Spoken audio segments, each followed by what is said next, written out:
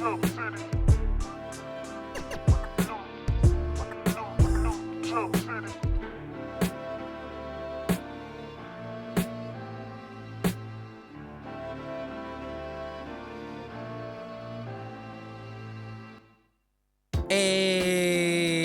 welcome to New Jump City, everybody, where we recap the week in American and Japanese sequential art. I am your host, Christian, the unbiased king, Espinal, and joining me through Discord, it is the man, the myth, the legend, the tank top sage. It's Joshua, Gangsta Time Cole. It's called Partner, but it should be called Gangsta Time. What up, Chris? What's good, everybody listening? Oh, yeah. Also joining us, it is our stalwart producer. It is Edgelord. Big news, Brian. Saha. Hey, we're back. We're back to talk about manga. Very excited to get into the show. We got My Hero Academia. We have Jujutsu Kaisen, Kagurabachi, Undead Unluck. But before all that, we have to get into plugs. You can find me at the Chris Espinal on Twitter and Instagram. Joshua Cole, where can they find you?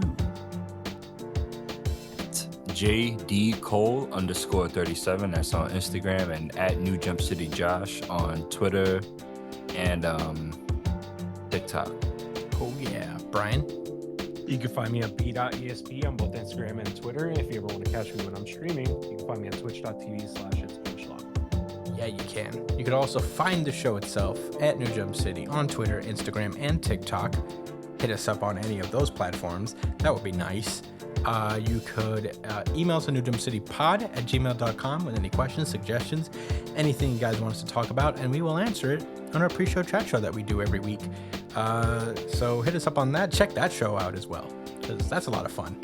We talk about anime and manga in there sometimes. We also talk about other things. You're just shooting the shit, or regular before we start recording chats. So check us out on that. Subscribe. Please subscribe to the show on iTunes, Spotify, Google Podcasts, YouTube, wherever you listen to podcasts. Please check us out, and we will be very appreciative of that. Without further ado, that's it. That's it for plugs. Let's get into the show proper.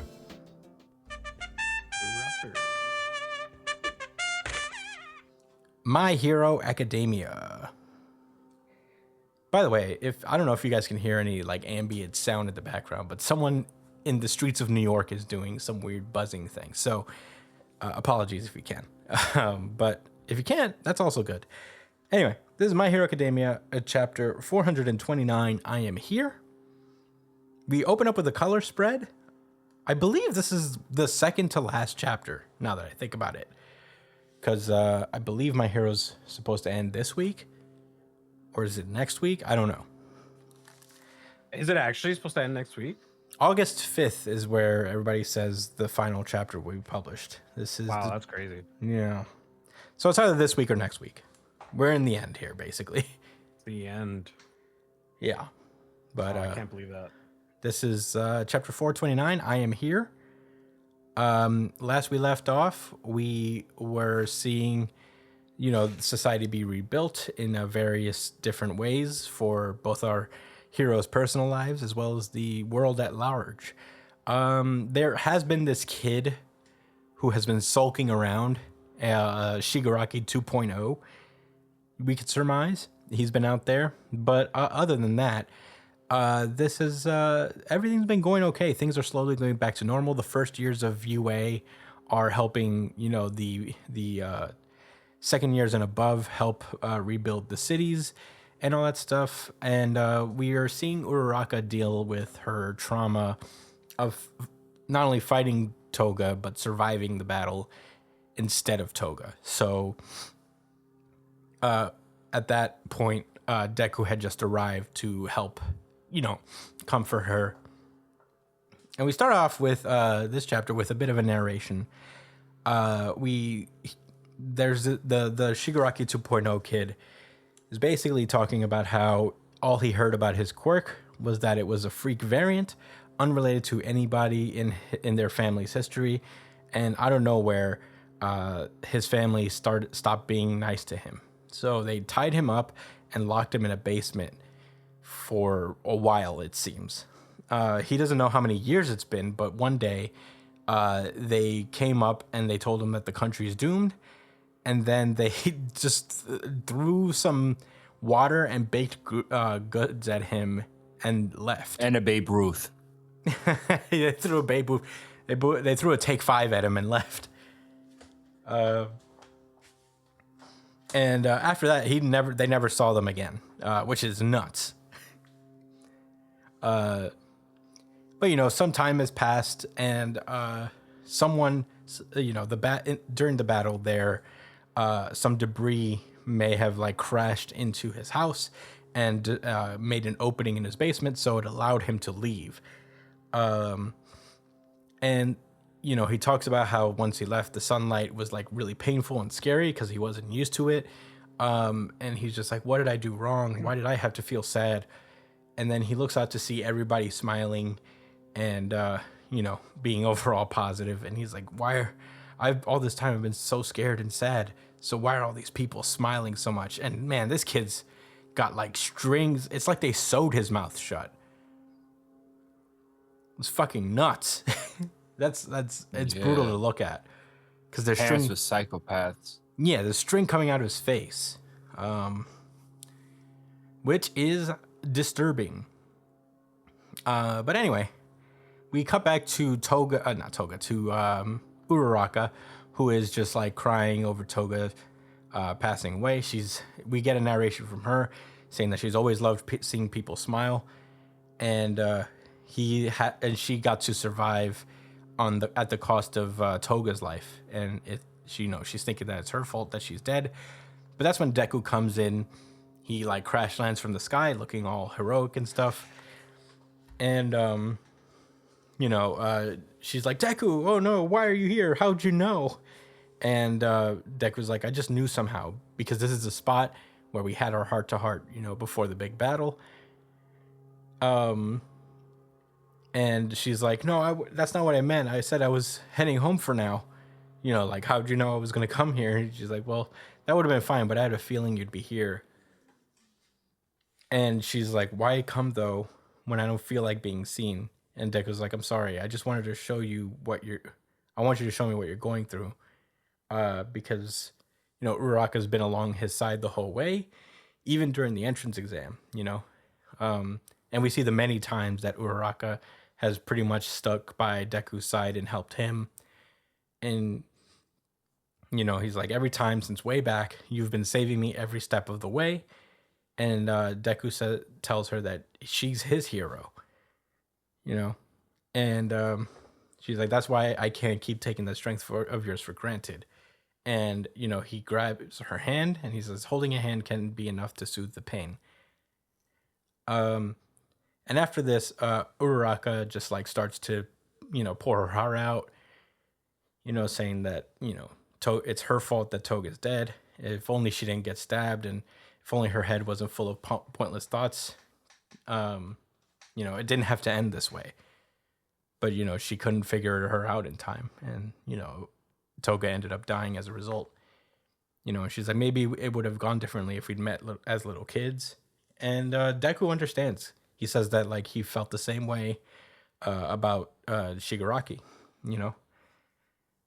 And he remembers what Spinner said to him, and he says that he was told that he couldn't tackle the battle the same way as all the others. So, he said, All for One said it himself, the path I chose is the thorny one. But even so, I know if we keep going above and beyond to reach out, even when nobody's asking, it'll make a difference. And that's when the rest of Class A pulls up, and, they all embrace Uraraka and, tell her that like, no, why are you here? We're here for you. We love you and all that stuff. Deku still got a bit of the ember with him. Bakugo asks him about it, and he's like, it's fine. It's doing okay. And everybody's like, the ember.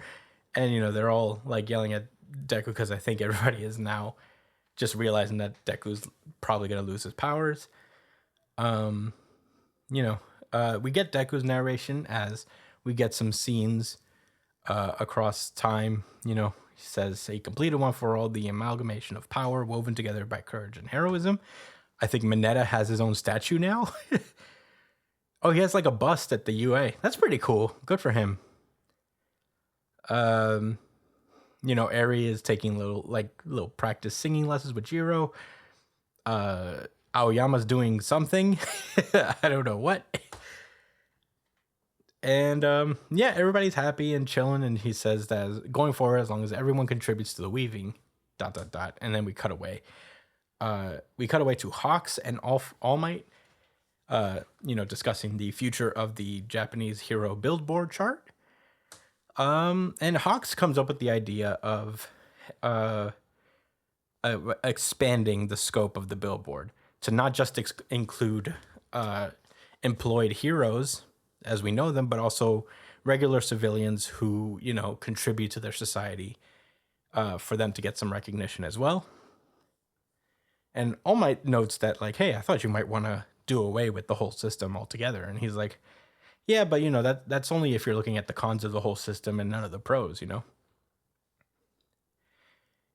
You know, he's like, well, you know, I'm talking about an update that doesn't toss the baby out with the bathwater, because even the greatest of all time can only handle so much. So, you know, if we can incentivize people to do, you know, good for their community, there might be some hope to like keeping the system around in some degree.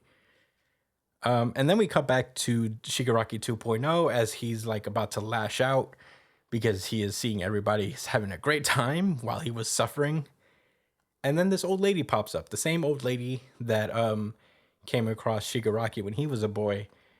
And she grabs his hand and, you know, she's like, you there, boy.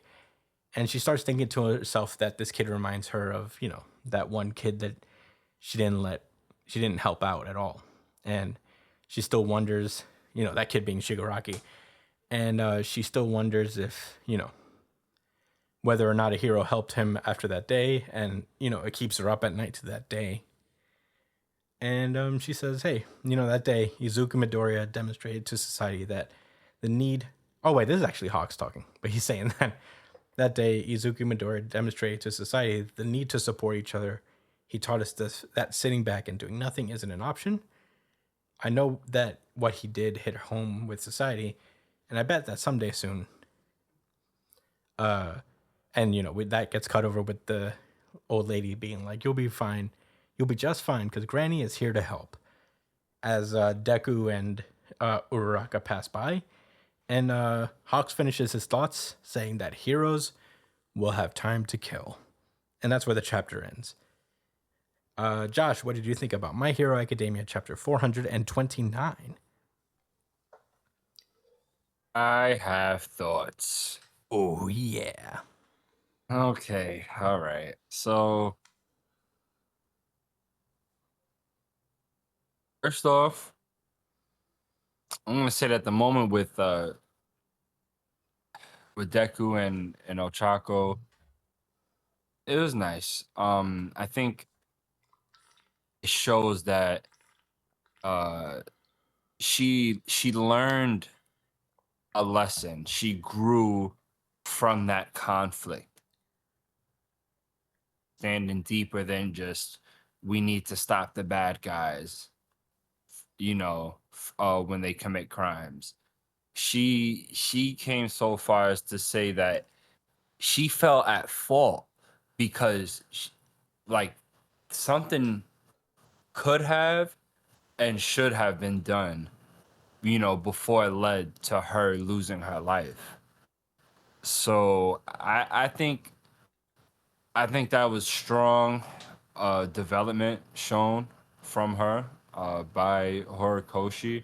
And I like how Deku was just kind of there to just talk to her and make her feel comfortable enough to, you know, like express herself emotionally and, you know, it's and explaining to her how, like, listen, like you've had such an impact on me. You can't just, you know, only focus on like that loss, and that doesn't solve all of the problems, but that's what a good friend does when they see someone else like in peril. uh physically or mentally or spiritually, etc. So I think this was done really well, and obviously their relationship has been, built up throughout the series. I wish we had a little bit more of them, like I could say about a bunch of other things, but I think they've had uh, enough moments of like, really supporting each other, and it was brought up in flashbacks during these scenes. So it was just delivered well, and it wasn't super cheesy or nothing like that. I thought it was gonna lead to like a romance scene, which I wouldn't have been upset with either. But I think this was just really effective,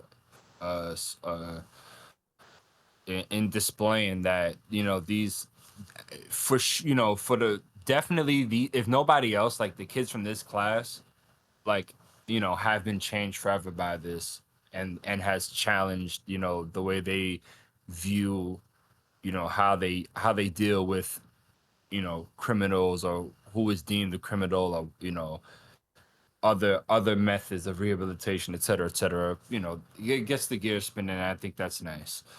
How Horikoshi wrapped this up for them in a way, with their little party. That was cool. But I'm gonna talk about what I didn't like now, which was, again, like I understand this is the second to last chapter, but I just don't like what Hawks was suggesting. Now, he what he's basically saying is that, oh, like, one of the routes to recovery and building a better society, right? One that perhaps doesn't repeat, similar mistakes from the past, with the suggestion that, like, like altruism points, where like if, well, like not only heroes, responding to crime, but like regular people performing, whatever they deem as heroic, accomplishments. And like, how does that, I don't, I don't see how that really addresses like any systemic issues. I mean, part of the problem with the heteromorph, like one of the biggest issues was like, for example, the heteromorphs, that was just plain old like racism, in a sense, that, or at least that's the vibe I got, and a lot of them felt down in society because, like, they felt like they were treated different mostly, and I'm sure not just by feelings and like friendships. I'm sure, like, as far as the jobs they could get, you know uh how people look at them on the streets. Well, I guess that's feelings, but like maybe when they try to move into certain neighborhoods or a certain building, they, et cetera, et cetera. So like, what is, like, someone gonna say, hey, like, I'm gonna give you an apartment in this building as a heteromorph, that's someone that was oppressed. Do I get points for that? You know what I'm saying? It's kind of like, kind of weird. I don't know. And then it's like, what's the point of getting points? Like, where is the incentive in these points to make a change? I mean, look, I don't want to sound overly cynical. I'm sure I do, but th- that's I think there's much better ways to encourage people to be better, and I believe that it's by removing as much of, like, the root causes of problems in life, rather than trying to just make people feel better as they deal with these bad things.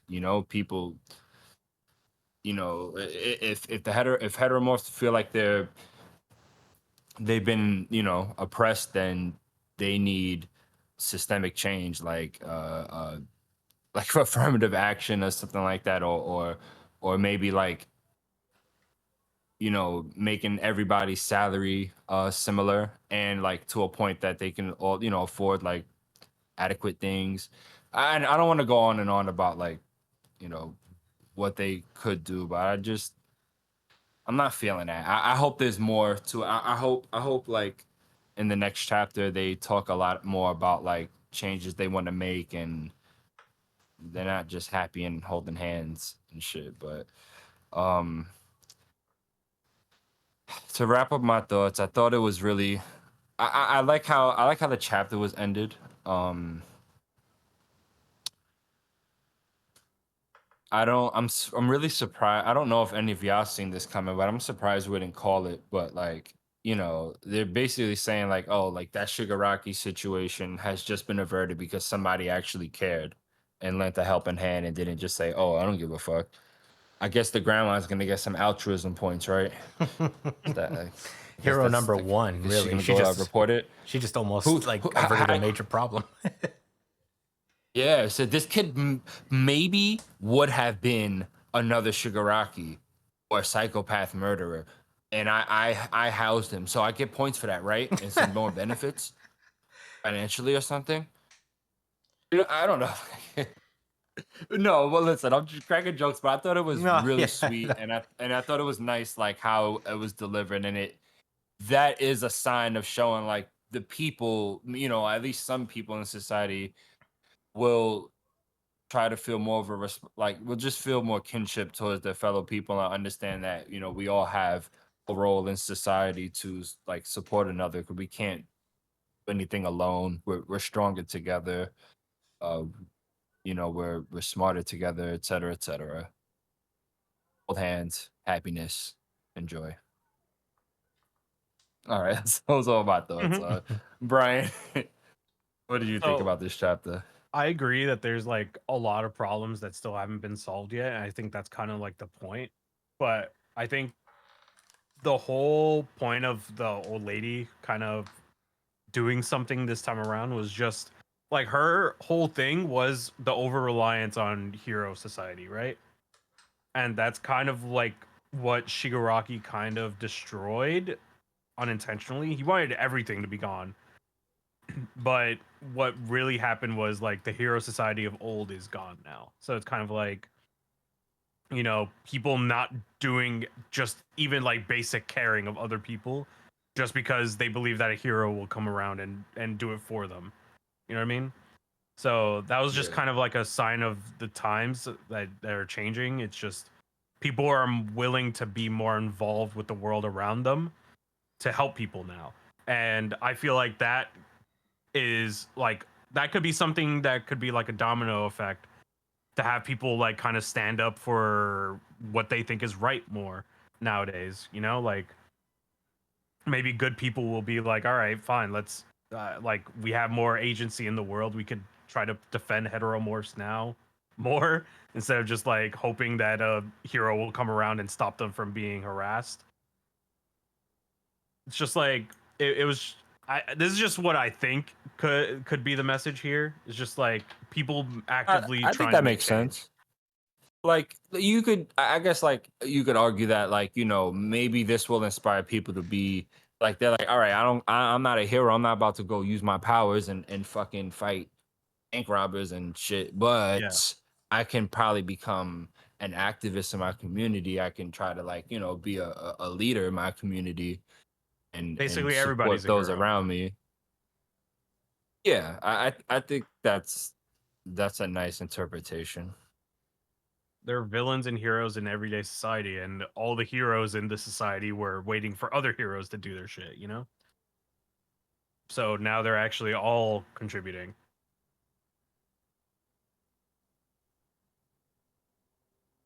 So I thought that was a little nice change, even though the old lady, they're basically saying that the old lady is the reason why all this shit happened. She's the true villain of the series. For real. She doesn't even know it, but she is the reason why. Damn. You don't remember that one quote that All For One said? Oh, that old lady left you behind. The number Was one that Piece hero. of shit. No, she didn't. What He a didn't piece say of that. shit, grandma. He didn't. He didn't really say that. But That would have been pretty sick. And it's funny. you see it's, how that old lady That would have just been the flat left Jonathan you. Hickman moment. it's funny how she also had her All Might moment too, where she's like, "It's okay, Granny is here." The narration in all of My Hero Academia was actually this old lady. I'm old lady, and this is how She I has became the no world's greatest idea. hero. She has no idea what she caused. Yeah. I'm glad that she kept her up at night because she does not understand just how fucked up everything is because she did take that kid off the street. But yeah, it was nice to see Uraraka letting loose a little bit more and letting people kind of in on her struggles. That's not always an easy thing to do, especially when you consider yourself like a rock. Most people would be like, "Ah, fuck, I gotta tough it through," but she finally opened up, and it's mostly thanks to Deku. So this is a nice little moment for the two of them, and they immediately get cock blocked by the rest of the class. Somehow they all knew they were there. Somehow all of them knew that that's where Uraka was, even though this was like a special place for Uraka. And I think they Deku, followed wasn't it? Deku, to be fair. Like, bro, give him some space. Jesus, don't you all have your own trauma to work through? And it's like he's running after Ochaku. They all know. None of them. They think they low. They think they're all modest and innocent. The whole entire class knows what time it is with them. So obviously, if he's gonna use the last of his power, he's gonna run to his baby girl. He's gonna run up to wifey. All speedsters do that. Use the last of their speed to run to their, family or something, their loved one. Yeah. Flash did it. That's it. Well, so Flash that's did it. Earbard Thorn, when Dr. Manhattan smoked him, he came back to Batman and Barry Allen, and he said, "I seen God," but he wanted to see Barry before he died. Why do you think he came back? Flash adjacent. Okay. Yeah. My knowledge of Okay. speedsters is limited to DC. Oh, Quicksilver? I'm sure he died and ran to someone's arms before he died. It happened in the movie. Yeah, but that wasn't like that wasn't his wifey. That was his sister. He didn't run to her arms either. He pulled up to him. She pulled up to him. That's damaging for the agenda. What's your rebuttal? None. I accept defeat. So the agenda That is the just a agenda's code just by destroyed. people with agendas. The agenda is Yes. fallen. It has folded with minor resistance. Unfortunately, with my A Rinnegan, I can a see straw I can man. see through agendas. A straw man agenda. That is just a cope. It's just a cope. But yeah, those are all my thoughts on my hero. I like this chapter a lot. Weirdly enough, I don't know if the Uraraka stuff hits particularly hard for me. It was good, but it wasn't my favorite part of the story of this. I mean, not the story, but the overall chapter. I think it makes sense. It's very in line with Uraraka to kind of like, or it's kind of normal in general just to have this like kind of survivor's guilt. So I guess it depends on. I'm waiting on the next chapter to see how it really resolves. But I thought this was like okay. I wasn't like super invested. I don't know. That sounds weird, but I don't know. It just didn't hit as hard as I thought it would. The stuff with Hawks, I agree with you, Josh. I feel like I get it on a fundamental level. I don't know what the actual incentive is outside of, just recognition. But I think that those are details that haven't been like dropped yet on purpose. Maybe next chapter we'll get more of an idea of what being on the billboard as a civilian, as a good Samaritan means. But in theory, I could see the idea of expanding it so, people have more of a, even if it's a symbolic gesture, it's like a stake in it, like it's kind of giving someone the key to the city for doing something really nice. So, I understand on a symbolic level what expanding the billboard is, because in theory, it's taking down that system of rankings. Like there is an idea of rankings as a competition to see who could be better and it could only be these professionals. But expanding it to mean something more would be more just like an overall recognition, is how I took it. It's just like, employee of the week type of deal or employee of the month type of deal, where you don't really get anything, but you do get like, recognition. And, I think everyday people would respond to that to some degree. But yeah, I mean, it's not, I guess it depends on how it turns out, but I could see where Hawks was coming from, but it's kind of like minor in the grand scheme of things, I think. It's like, what do we count these gestures as, right? Like, because I'm gonna tell you this, I think if you contribute in one way or another to society, and you take care of the people around you, like, you make them happy, and everyone, you try your best to make yourself and others content, you're a hero. You deserve recognition. So, like, is it, everyone that's not a piece of shit gonna Well, get I points, guess and then it the doesn't seem villains are to, just not gonna get any points? yeah, it doesn't seem to be like, we're I was celebrating. nice to a heteromorph today. Do I get a point for that? Yeah, I guess it depends on the criteria and all that stuff. My idea is that I guess it's not just one person either, because the billboard implies that you're praising multiple people for taking part in their society in one way or another. But I guess we'll have to see how it goes. I don't know. Yeah.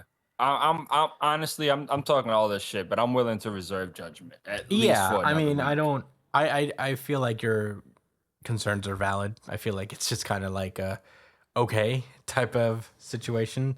The billboards, I feel, if they're not constructive in one way, they're probably not going to be constructive overall, and it'll probably be better to get rid of them anyway.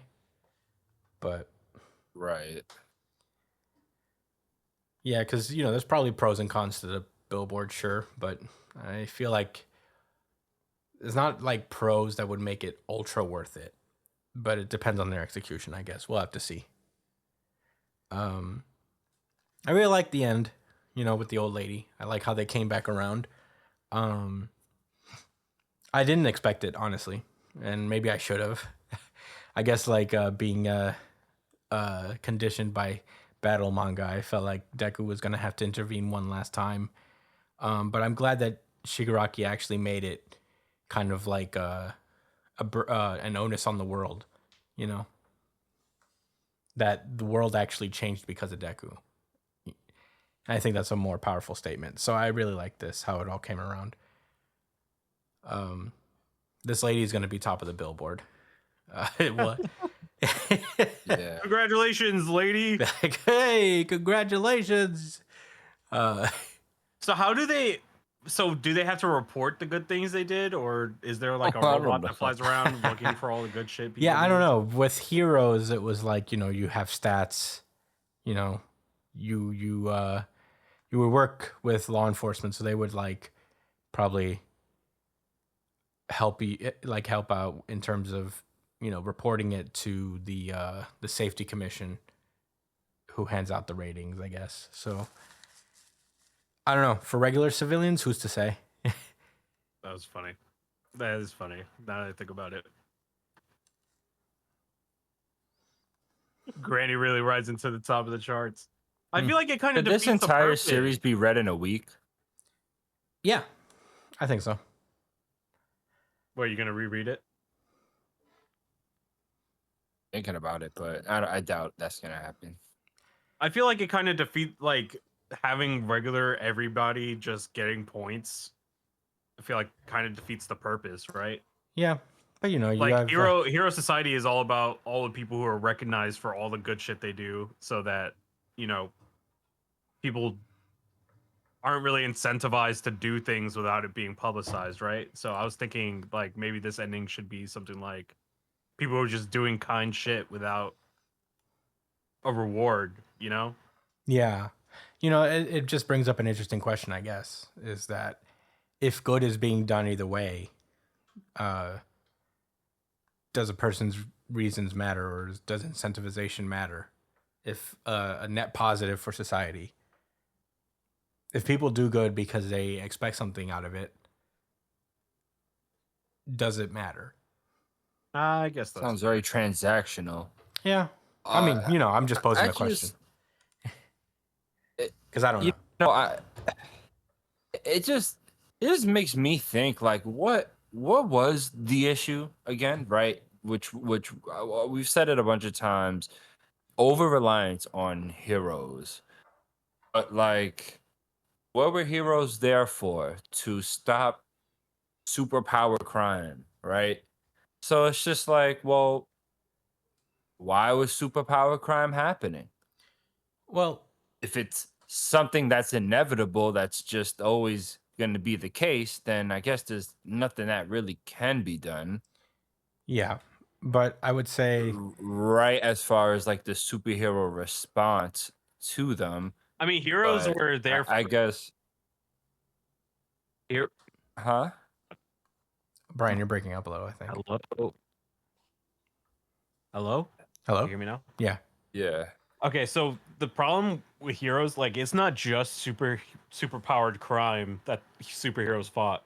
Like, heroes were also doing like everything. Like, they Yeah, were, community service and whatnot. yeah, they do a lot of community service too. Like, there's a lot of like heroes that do construction, that save people from fires, that like they're like national emergency response for like, you know, catastrophes and shit, right? So Hmm. like that's where the over reliance comes in. It's like they weren't just like basically super powered cops. They were literally like public servants who were always around all the time and they handled everything. They were better than cops at that kind of shit. So would it be fair to say that so the issue at the root issue is that the general population of people, at least in Japan anyway, were just became much more apathetic towards helping their fellow citizens, and which led to these, really like villains getting worse and worse, I guess, as their powers grew, or like allowing fertile ground for villains to keep cropping up as quirks got more and more strong, like, powerful. Yeah, people just kept slipping through the cracks Right. I because they think just assumed that that's heroes would handle it.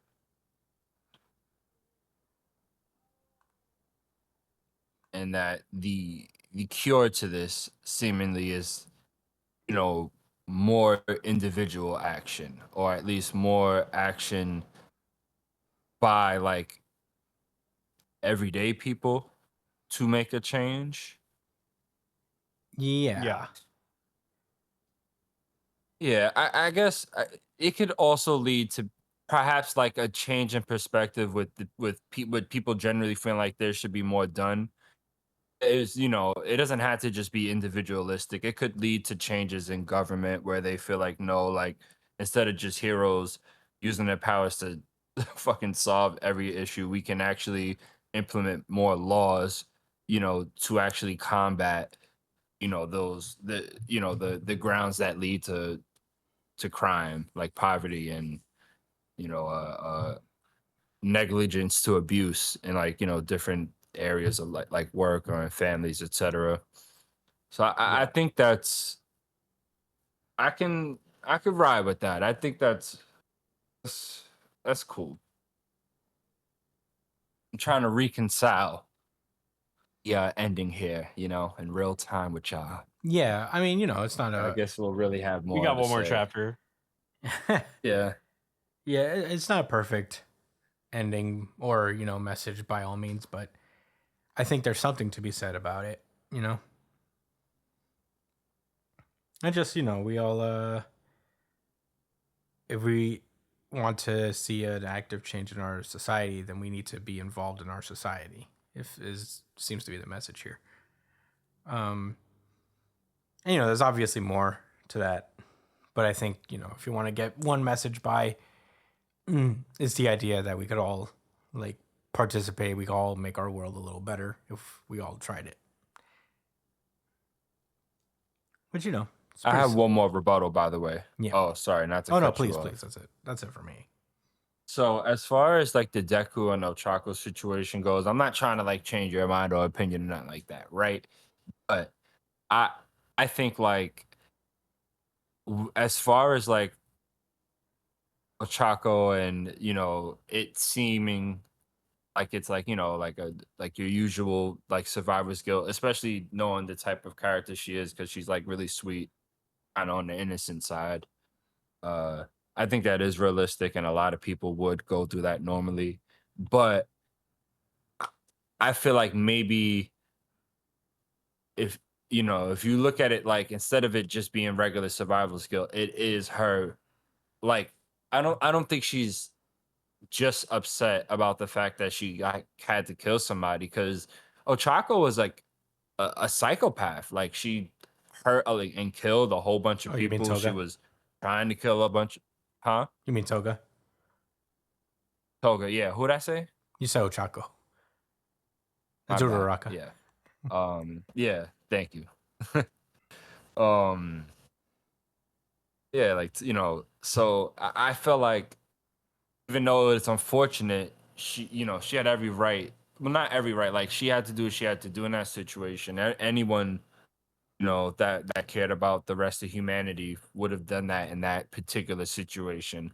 However, I feel like she's more caught up over the fact that that Toga was even in that situation to begin with, like the actions that led to her having to like kill her. You know what I mean? And like what it actually means to be a hero and thinking that damn, like am I gonna be dealing with these situations like the rest of my career, having to like potentially harm, or even kill like people that perhaps like if there was more action taken, they like to actually care about like everyone, et cetera, et cetera. I'm sure you understand like what I'm getting at. So Yeah. like I thought it was expressed that that's how Chaco felt. Maybe I'm like doing a lot of No, heavy lifting, I think you're absolutely but right. And I know all that. I guess like it's more that yeah, yeah, of I course. guess I wasn't overly invested in like Toga and Uraraka's thing in general. I totally understand where Ochako's coming from, and I know it ties in. This part of it ties in pretty well with the overall message. So I acknowledge it on that front. Yeah. I guess it's more of like, yeah, I guess like the whole like Toga Uraraka relationship has always felt a little weird and like underdeveloped. Yeah, a little undercooked. Yeah. Like a lot of things. Man, we're gonna have a lot of things to say next week. I know I will. Yeah. I mean, I feel like maybe this will be a thing that changes in time, if I ever read the series again in full, which I probably will. I collect the volumes of this series, and it's on my bookshelf right now. So, I clearly have a big affinity for it, but yeah, maybe, things can change in this regard, but I don't know. I guess it's like when you see a plot thread end that you weren't really even that invested in, even though you acknowledge that like thematically it fits. But I think there's stronger moments in this chapter and overall in the series that kind of like relayed this point a little more to me because Deku's going through something similar as well. So I don't Yeah. know. But it is good to have both of them kind of like talk it out as people who haven't exactly resolved it yet in their minds. I think that was a very smart move as opposed to having Uraraka talk to like someone who has all the answers and would tell him that hey, you're okay, you couldn't have known, all that stuff. It's someone who's going through the same thing, and it's a good way to get through that emotional like twister thing. But I thought it was overall a pretty good chapter. You know what, bro? Like it didn't emotionally hit for me. I think I enjoyed it as far as like how they executed like you said, like the overall like It ties in. how it It folds ties into the in well, main, yeah, exactly, how it ties in. And and I appreciate it on you that know, I level. I, I But thought, yeah, and even like their chemistry, like like I felt like it was earned, which like again, I'm not trying to violate, but like, the series hasn't earned a lot of shit in my opinion. Like, uh, so I guess I was just really impressed Yeah. how this was handled because it could have easily been like much less potent Yeah. from what I've seen before. But yeah. Okay. Well, are we all rebuttaled out? Anything else to add? Nope. Yeah. Alrighty then, let's get going. Bloody cross. Jujutsu Kaisen. This is Jujutsu Kaisen chapter 264, Inhuman Makio Shinjuku Showdown part 36. Last we left off, this fight against Sukuna is like going on. Everybody's doing their absolute best. And it's not looking good for most people. Toto broke his weird clappy instrument thing. Itadori got his eye ripped out. Okotsu is basically a corpse on the ground right now, a living corpse, waiting for his his curse technique to replenish. But there was a little bit of a spark of hope where Angel showed up and unleashed Jacob's ladder on Sukuna. And we open up with everybody reacting to it. Everybody's got bleach eyes, like, whoa, super dilated. And his pupils. lines. Yeah. So Sukuna does something. I think he punches the ground and tosses a bunch of rubble upward towards Jacob's ladder, and he uses the rubble to jump up towards the angel. Sukuna starts thinking to himself that in Okotsu's domain, Jacob's ladder can't miss attack, was focused to hit me as the target, but this affects the boy and Toto too. So, I think like he's implying that Angel's probably not going too hard because Itadori and Toto are here. Sorry about that.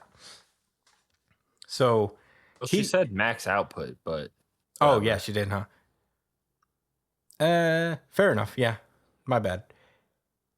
Well, we could talk about this. Yeah, more we'll keep talking about it because I do remember this part where the angel tells Hana to get some movement, and but it's too late. Sukuna pulls up behind her, and he thinks to himself that coexisting with a fully fleshed curse means depending on curse techniques, it leaves a sorcerer without physical reinforcement. That's why and losing her arm made an obvious difference. So as a result of only doing this with one arm, her output of cursed energy is less. So, Sukuna figures that he can't, before he gets stripped away from Fushiguro, he'll be able to kill the angel. And he unleashes a black flash, but Toto comes in and tanks it like a fucking beast. My goat. And he gets knocked through a couple buildings as a result. So both Angel and Toto are down at the moment. And Sukuna's like, they're out of commission. I can kill her later. So now only the boy is left. Speaking of the devil, the boy pulls up right behind Sukuna. Turns out he was following him the whole time, just getting hit by the Jacob's ladder as a result.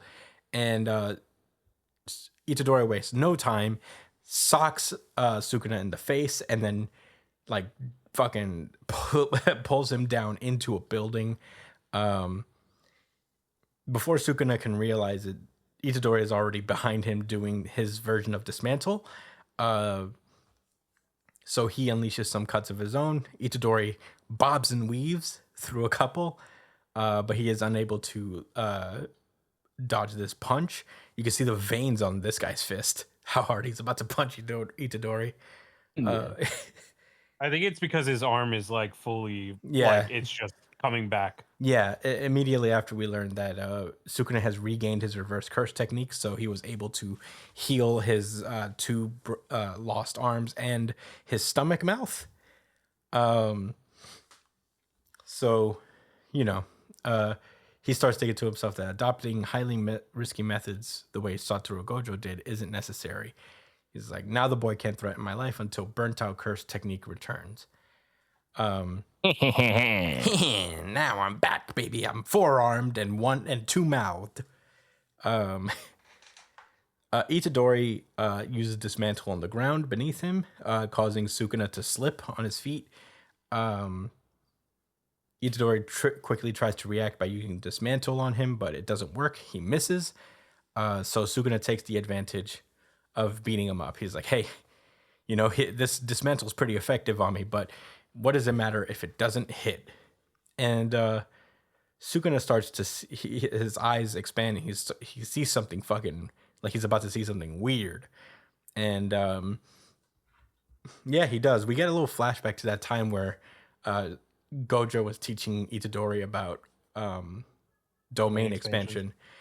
And he mentions, that you'll expend a ton of curse energy, but that comes with perks. The environmental boosting of your cursed energy. As for the other, a granted curse technique inside an activated domain will always hit.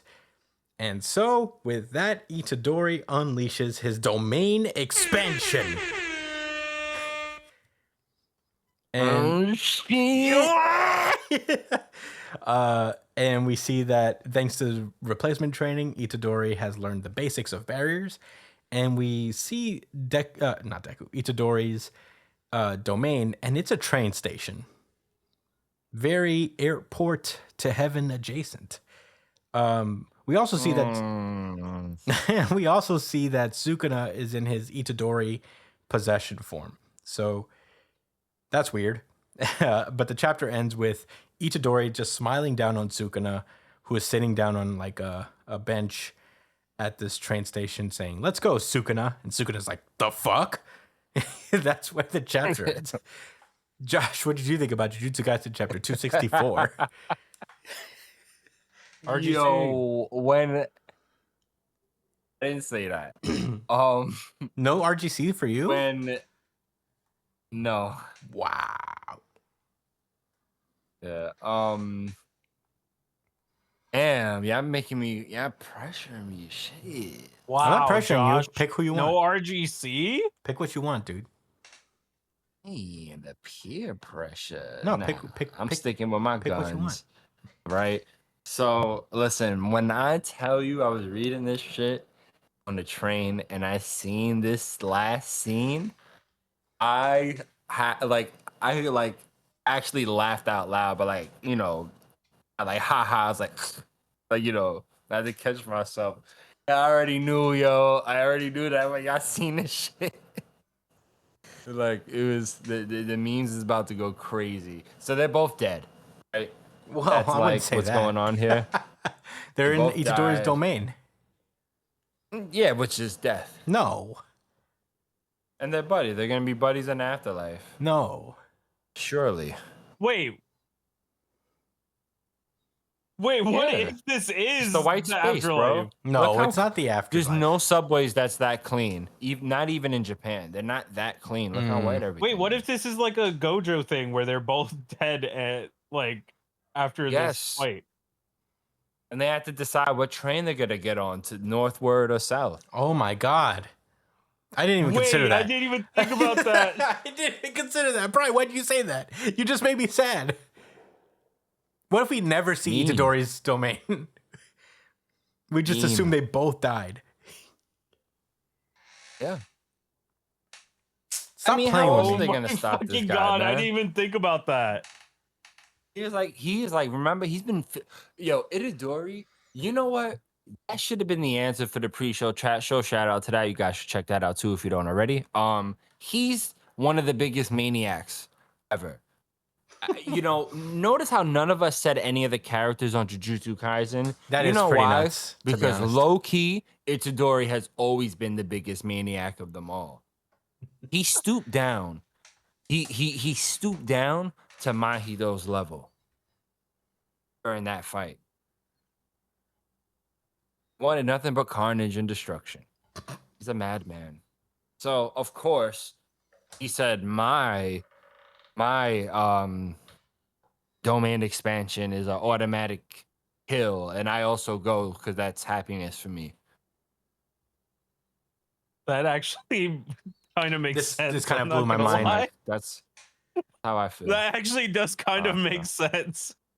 What if the I next can't wait to hear chapters? y'all rebuttals and theories. Okay, yeah, I'll let Brian go The first. next chapter. RGC. Not yet. I'm not. Oh, I'm sorry. not. Well, I Oh. don't. No, I don't really got much more to say to TBH. TBH. I mean, crazy fight. The Angel situation. I'll wait for one of y'all to talk about it. And I don't know. She was weaker. She had one less arm. She said max output, but it wasn't enough.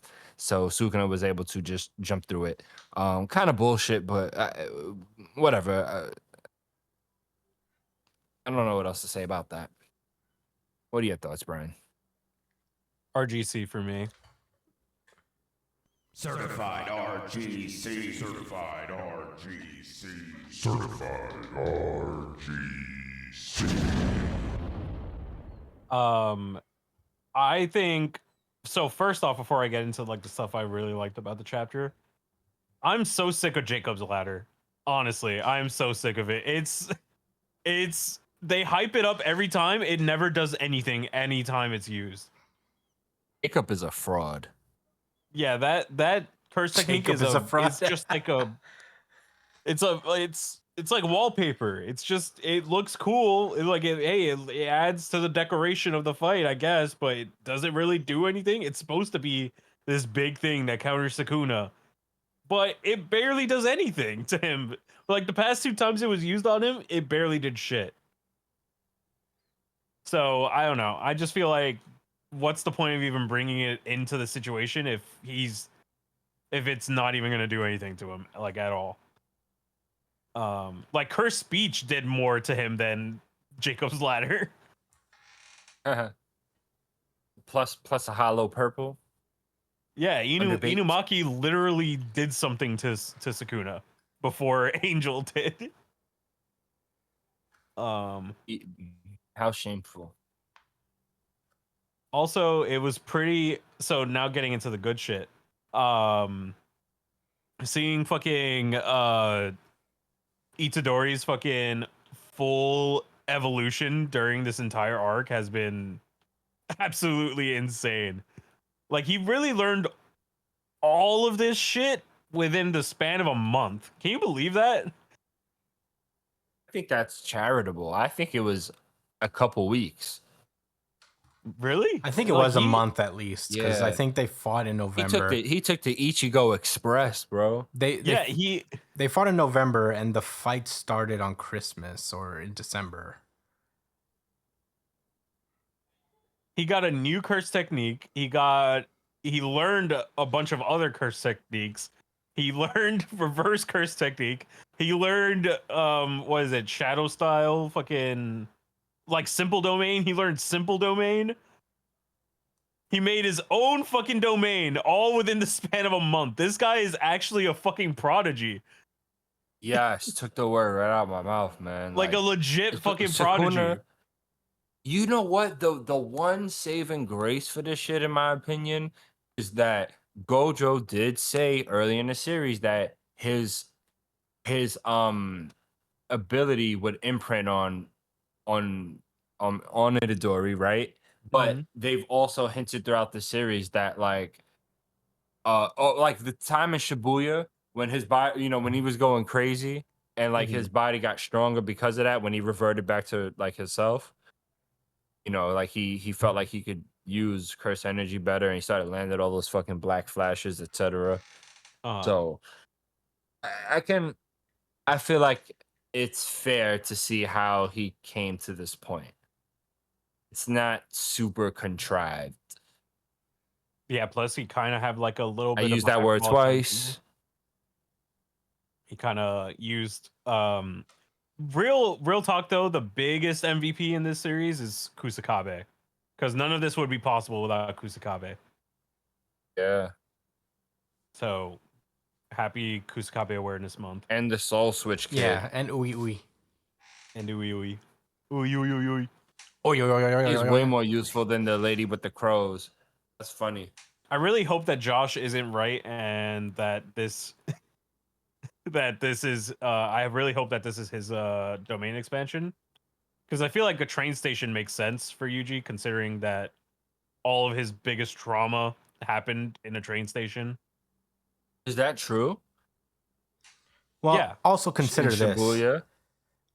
Yeah. and I don't know how conscious of the decision this was in the anime, and I don't know how in tune you guys are with the opening. I remember. Yeah, I know exactly what you're talking about. Oh, right. When he transforms into him as he falls asleep on the train or Yeah. something like that. Yeah. There's a train and he's in the water on the train. So, man, Josh, why'd you have to do this to me? Dead. They're dead. Damn, dude, what a theory. Body bag. I Mm. was really. Oh, I like when Brian says it, but I was really memeing, bro. But like, It think, makes sense though. That's the thing. Like you never know with JJK whether somebody's dead or alive. But yeah, I'm hoping that this is his curse technique, because everything that happened in what is it, Shibuya, was basically like an extremely formative experience for Yuji for the rest of the series. So it would make sense that his curse technique will kind of like, or his domain expansion would probably follow that. But yeah, those are my oh, thoughts. by Pretty the way, hype. before Chris goes, I want to say I think the page you seen, it got spoiled on was Itadori saying domain expansion.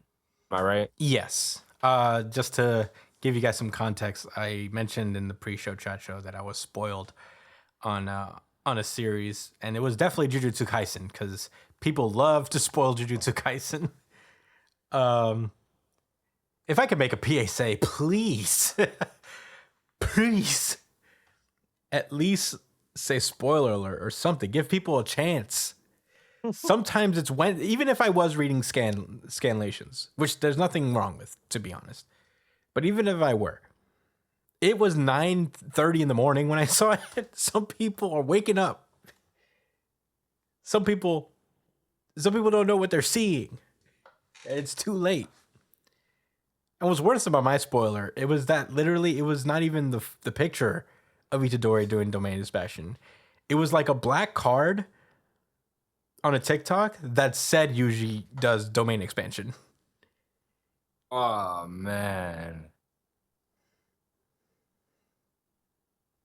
So I didn't even get to see it. This would have been I would have jumped out of my seat if I didn't know this was coming and I saw it for the first time. Yeah, this shit was hype. You know, it's This was definitely the best moment of the whole chapter. I thought it was so funny is that just looking at how it panned out, Sukuna like punched him in the face. He's like, I bet. And then he responds by, it's like basically like you're in a fight with somebody and then you hit them really hard and then they just pull out a gun. He just pull out a gun and shoot you. We were fighting, like it was just hands the entire time, and you're really gonna pull out a bazooka on me, bro? Bro took out a Where'd you- blunderbuss and shot him in the chest. You had this shit on you this entire time, and only now you decided to use it. I do want to note, the hand sign that Yuji uses for his domain is very similar to the Malevolent Shrine, except he's only using one finger instead of the two. Right? Oh, I didn't know that. What's a antonym to malevolent? Benevolent. Benevolent. Yes, it would be benevolent. Benevolent? Benevolent. Benevolent shrine. Benevolent Shrine. AKA Would you describe Yuji the subway as- to your afterlife. Would you Only two describe directions. Yuji as benevolent? Yeah. Let me look up the definition for that to be accurate. Malevolent Shrine and Benevolent Shrine are two fire domain names. Right. Benevolent, kind, helpful, and generous. The adjective benevolent is used to describe someone who is kind, helpful, and generous. It can also refer to actions that are done for the benefit of others rather than for profit.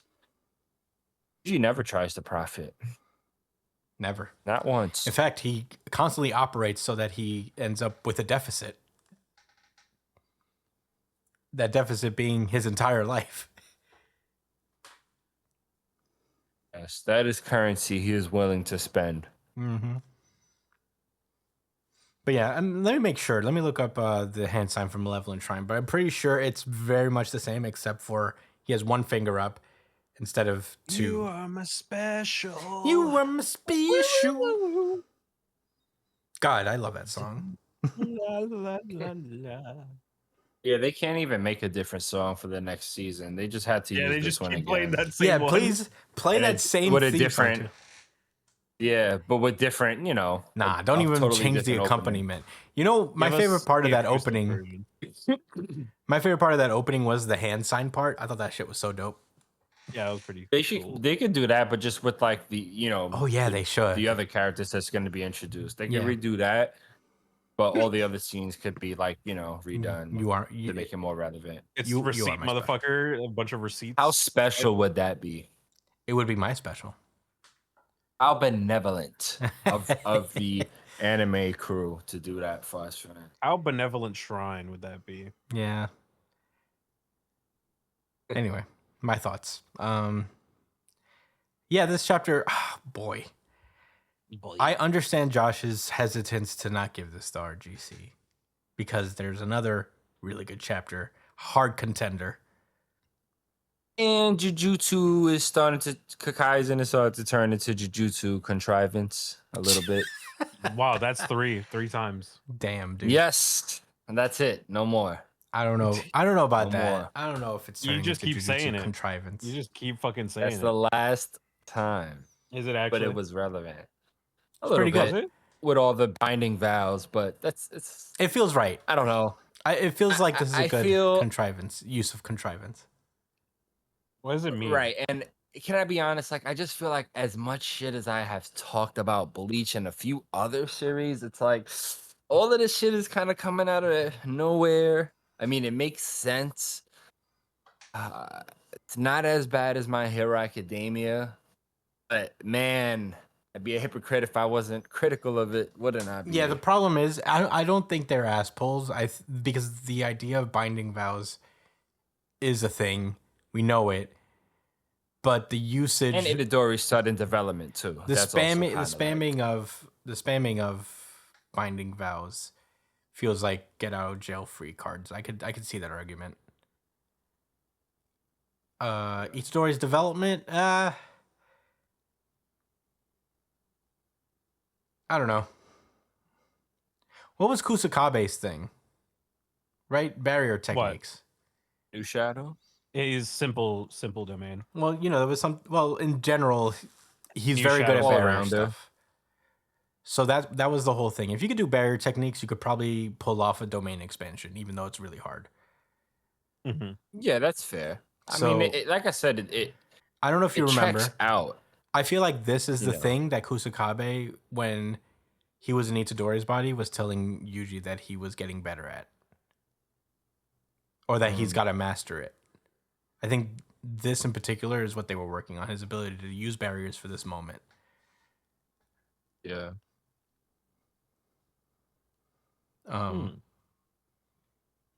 Because that's Dude, Kusakabe's no, thing. that was such a deep pull because they were talking to each other and it seemed so weird. Remember, we was like confused about who was talking to who. Yeah, That was pretty clever. yeah. And For then him to we just kind of like yeah, because we figured Kusakabe's technique would be a body swap, but it was actually Uiui's. Uiui. Jujutsu Kaisen. I think its strongest attribute has always been its execution and like what it's done. You know what I'm saying? Like it always lands. Like so even though all of these binding vows are like have been a little annoying, and also Itadori getting godly overnight, there was evidence to all of these things being able to happen in the series for the most part. like, you know what I'm saying, and enough necessary buildup. And like I said, like the fighting itself, like the whole war with Sukuna has been. We're gonna dub this the Sukuna War now because he's been fighting half a country at this point. Yeah. So He even fought motherfuckers from Africa too. Just yeah, yeah. I flew someone in Wait, on Delta Miguel's to from- fight Sukuna. where's Miguel from again? He's from. I believe he is from Africa. Okay.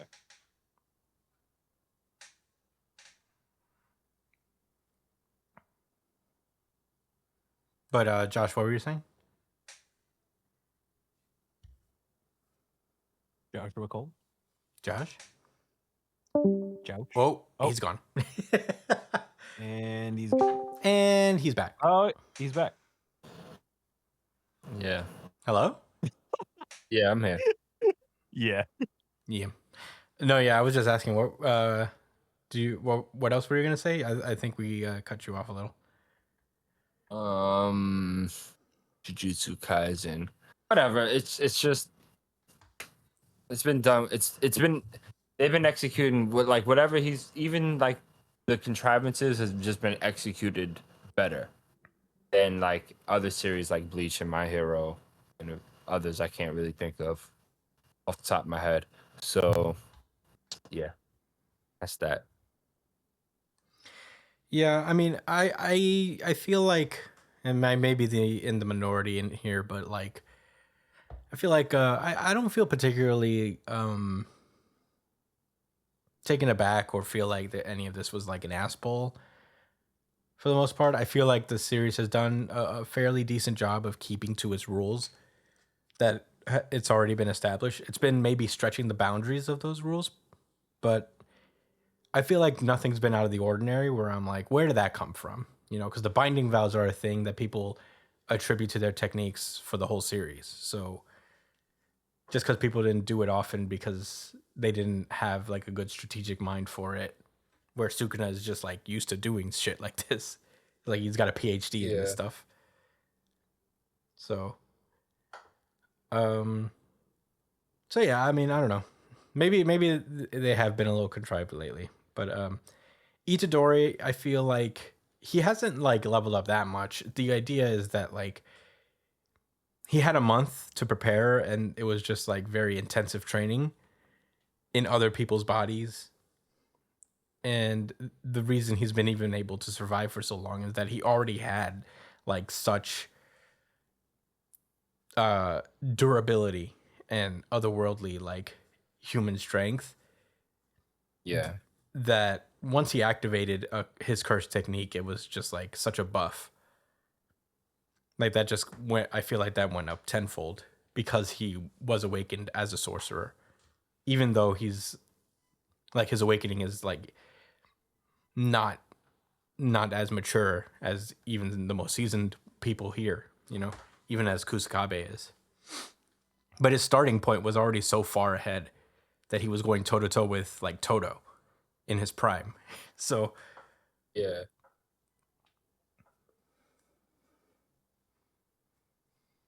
you know, I think he had like a good starting point just from having lineage to Sukuna, and the rest is just kind of like his intuitiveness and his willingness and ability to learn. A month training arc, I feel like more characters have learned a lot more in a lot less time, in theory. Yeah. But you know, the thing at the end with the domain expansion being a train station was never an afterlife was not something I ever considered until you brought it up, Josh. And now I'm rethinking this whole chapter. I didn't really know what to think of it up top because it is just a train station. But man, if this is the afterlife, that would be too fucking funny. If I'm being honest, my real thought was that like he was about to go to school with him. He was gonna show him like a day in the life of being a regular human. I think that's what's about to happen. But also they die at the end. Yeah, I mean, Now. Under the assumption that they're actually not dead and this is somehow Yuji's domain, which I feel now is highly unlikely. But we've also seen Hikari have a domain that is at a train station because of the nature of the pachinko game he was playing. So who knows? Yeah.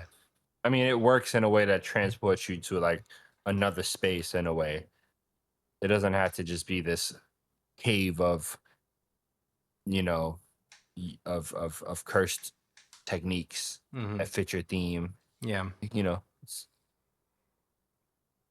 In the event that they are dead, and they're both dead, and they're just like hanging out together at like Gojo was in his afterlife at the airport. That's nuts. And it would be kind of like Jujutsu Kaisen to not even show us Itadori's domain. Dude, if this series ends and we don't see his domain, I will be so sad. Next chapter starts and everybody's funeral at a funeral for Itadori is like, he really did it. The plan worked. yeah. He The really did save plan. Megumi, and then Megumi comes around the corner. He's just like, man, my sister, my best friends, all of them are dead, and I'm Damn. sad. I'm a sad boy. I'm so sad. I'm so fucking sad, but I can't waste their sacrifice. And they all get like baseballs or something. Yeah, they all go play Yeah. baseball or some shit. Or they all take up kickboxing or something to in remembrance of Itadori. Itadori he naturally had hands. I don't think he ever like No, practiced. I know. He just naturally was an incredible martial artist. Well, when you're a descendant of Sukuna, that makes sense. Luckily, there is Yes. no break, because that would have driven me fucking nuts. Yeah, that would have been tough. But yeah, this was nuts. I think I'm gonna agree with Josh.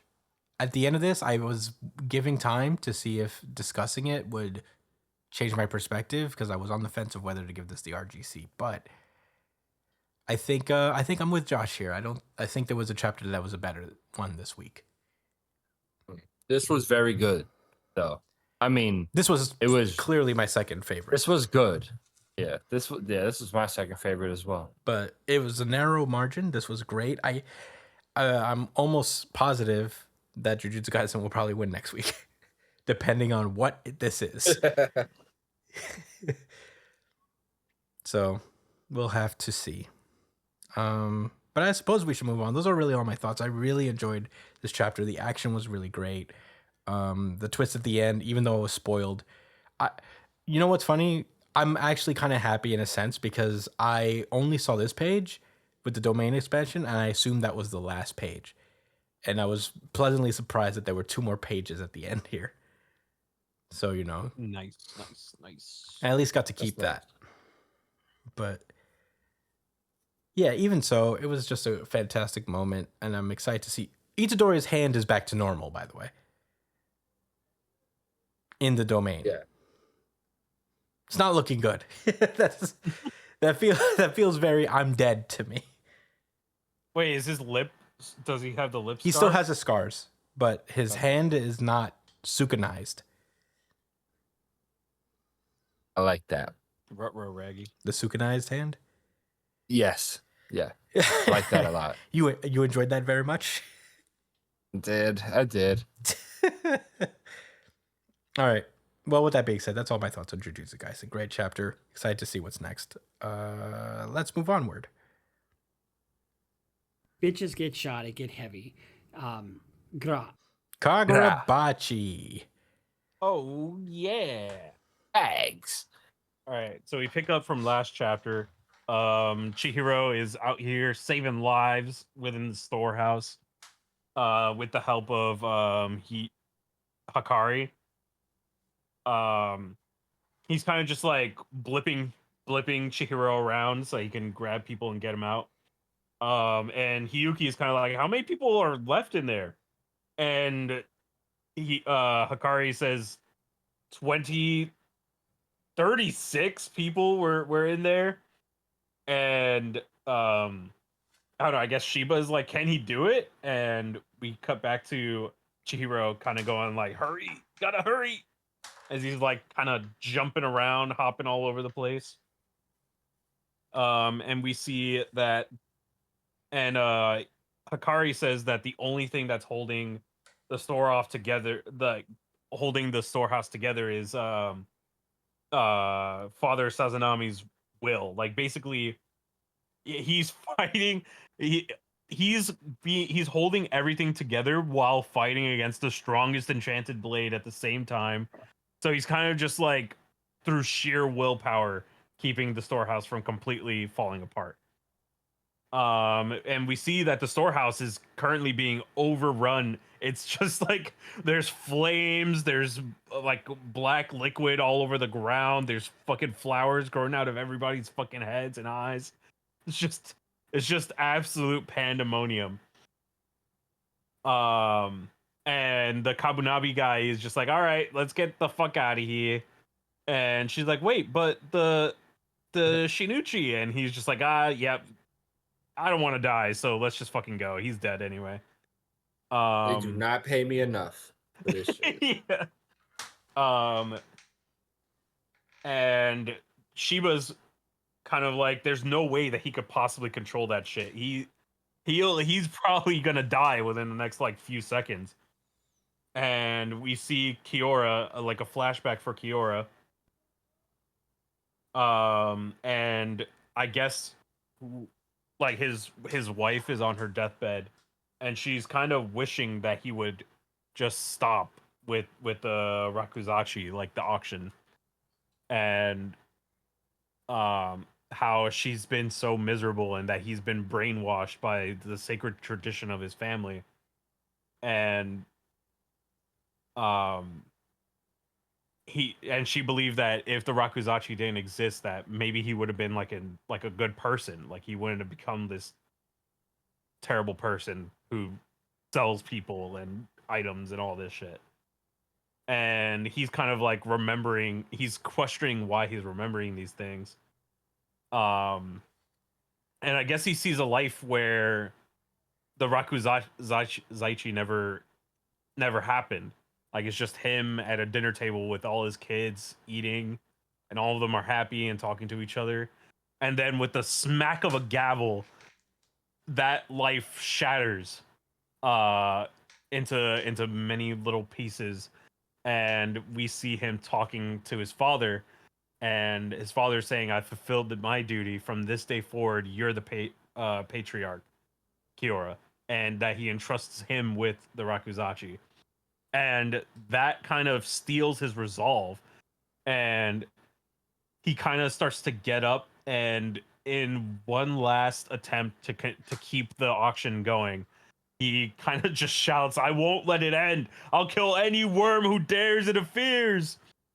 And basically like using his entire like his entire family's lineage to get up and fight against the fucking Shinuchi, which is impressive. And she was kind of like, and his and like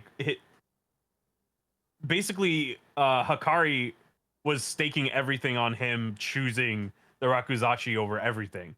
And she was like dumbfounded and basically saying that Hakari and Kiora and also Chihiro are all fucking crazy people.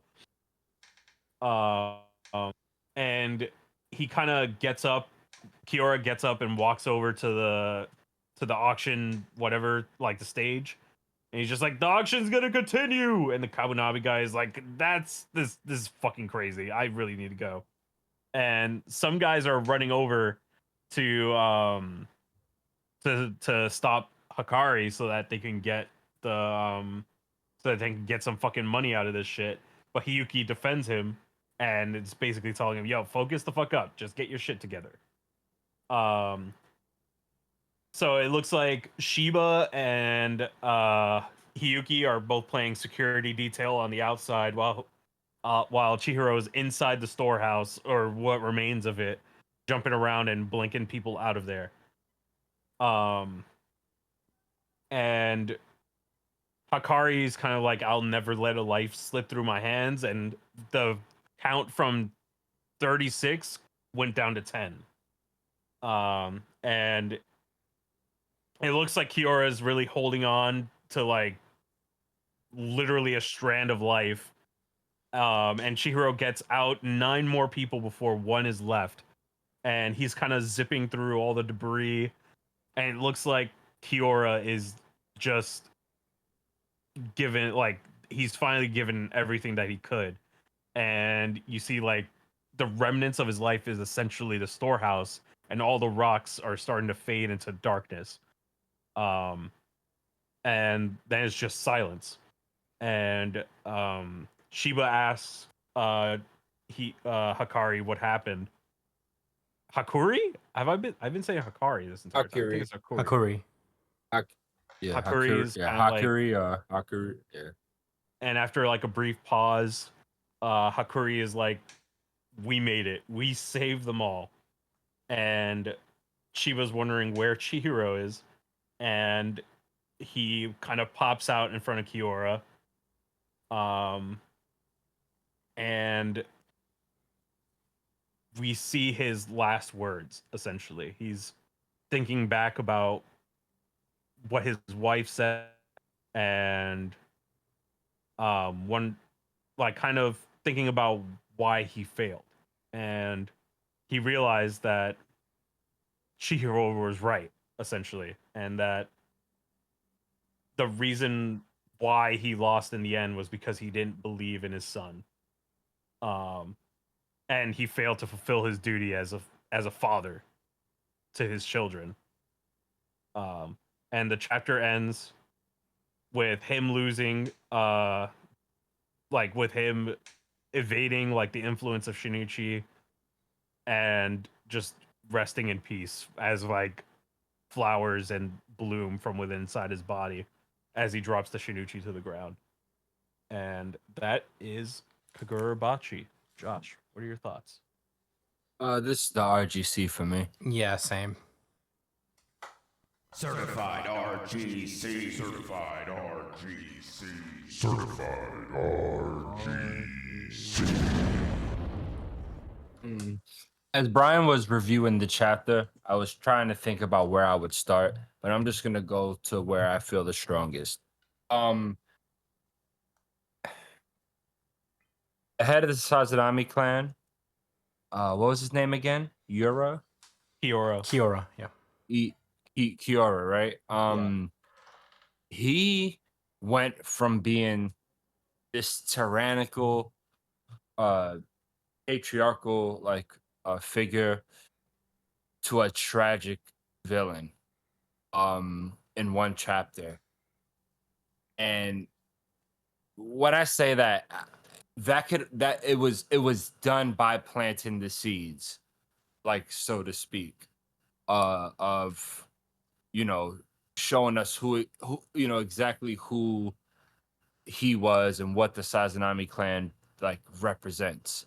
On the outside, obviously they're a, mafia like organization that sells, that human traffics and sells, like, drugs and other, probably stolen goods, et cetera, et cetera. Just to turn a profit.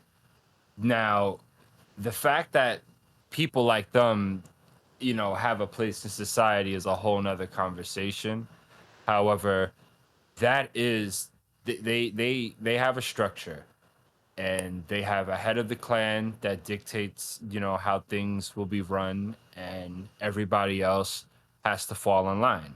And that's how most organizations are, for the most part, for better or worse.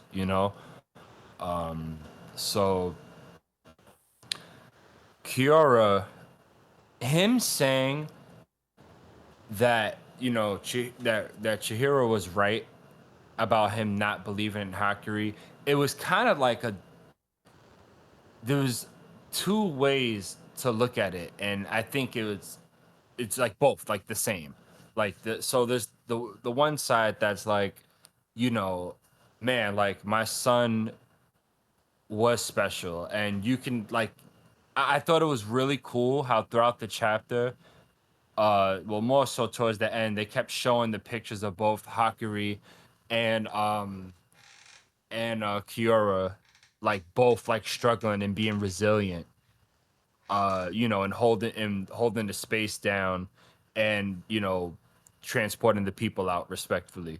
So like it's like he's seen like, wow, like that really is like my son. Like that's like he has the same resolve that I have, and my father and probably my grandfather, etc. He has that Sazanari DNA that really makes him a part of us. And I was so ignorant to that, just because, like he said, he had different ideals for me. He's seen the world differently and might have challenged the way the Sazanami clan operated. So he, instinctively snuffed that out by neglecting him. So as you like, I guess what I'm really trying to get at is that like we can see like he showed an ounce of humanity at the very end before he died. I mean, sure, when he had the flashback initially of his wife and them having a family, he was like, why am I thinking about that? And then he remembered like his father like locking him into that role that he had to assume, and any type of thought of being a family man and being vulnerable and caring, in that nuclear family style, was gone. It was over with. Now he took that willingly, but that was the exception. That's what he was born into, and that was the expectation. He probably had, you know, the ability. He had the ability to use the storeroom, or they felt like he was good enough. So He's been essentially what's the word? Like groomed into that position, and we all have decisions to make, day to day, but in real life there are horrible people, you know what I'm saying, that are allowed to do what they that are allowed to and enabled to do like terrible things to masses of people, uh through their greed and negligence, like through like the mishandling of products, whether people are getting poisoned, uh you know uh people just producing food like cheaply, or cutting corners with people are like for like buildings so that shit falls apart if there's like a fucking storm, whatever. I don't Let me not get too far into that, but my point is like he was a human at the end of the day. He wasn't made out to be this monster. He was a human, and he understandably got caught up in a role that forced him to do the things he did, and he's still a horrible person for that. Like no one would say that, oh well, I guess that means he's an okay guy. He's not. He's terrible for that, and people shouldn't be allowed uh to behave and operate that way. However, blaming him would is not enough at all. That's missing the real issue, which is that anybody that operates under those structures where nobody can challenge your authority isn't healthy, and it'll lead to um these type of situations. Anyway, so I say all of that to say that uh Kiora Sazanami as a villain was executed very well, and I think it was so poetic how like the picture of him passing away was so like beautiful. Yeah, I don't think it was lost on me that it looked so nice, even though he was this horrible, terrible person. I think it was like a bittersweet type of thing. There's probably a lot more metaphors into the flowers, or maybe the type of flowers they are, and growing out of him, and or whatever. But I I look at this series and I have such a respect for the author, so I assume that there's a lot of depth and layers to how he's writing and putting together these these c- these chapters. So yeah, he's got the benefit of the doubt. So all right, anyway, to wrap up my thoughts, I mean, Chihiro's the man. They saved everybody. uh I thought my favorite panel of the week was when the teleporter guy, what's his name again? I forget his name. Hakuri. No, the Shit. teleporter. Oh no, Shiba. No, Shiba. Sheba.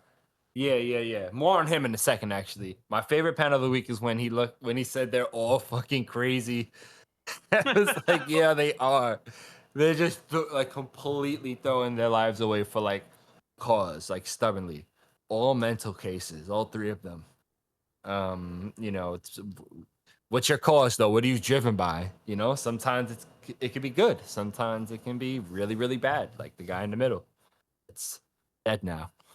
So, I thought that was hilarious. But I was listening back to last week's review of Kagurabachi, and I remember Brian talking about how passive Mr. Shiba kind of was. It's like, bro, like you just keep complaining and like telling everyone to stop or whatever, and you're not really doing shit about it. I'm sure there's a lot of plausible reasons for why. I don't think there's much Shiba can do in this particular situation. However, I've mentioned this before. I think that he is like on the low, like a bad guy, and probably like helped set up this situation with his father getting killed, with Chihiro's dad getting killed. Now, like that's just intuition, but these are things I pay attention to. You know what I'm saying? So I don't just sound like a fucking crackpot when more evidence piles up. But like, yes, even his kind of attitude towards the situation.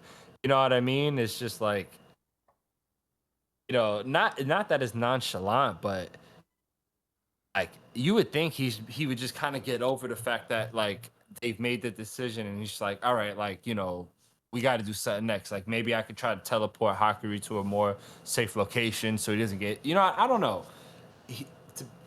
He just seems like almost helpless right now, which is so weird for like this sensei-esque type of character. Just mostly vibes, guys. You know what I mean? He does seem very morally gray. I'm feeling. Yeah, I think it's we just don't know anything about Shiba really. And we spent all this time with him in this series, but like we knew that he was friends with her. we know like little bits and pieces, but we don't know the guy. We know him as a friend of the family, and we don't know what he's about. He still feels like a stranger in a sense. Here's my call. I don't think he's a bad guy, but I think that he's the reason why Chihiro's father died. And that's the blackmail. He's a more like not really. I think he's just like he's a morally gray character, right? Who's running around and he's object to Chihiro saving 36 people.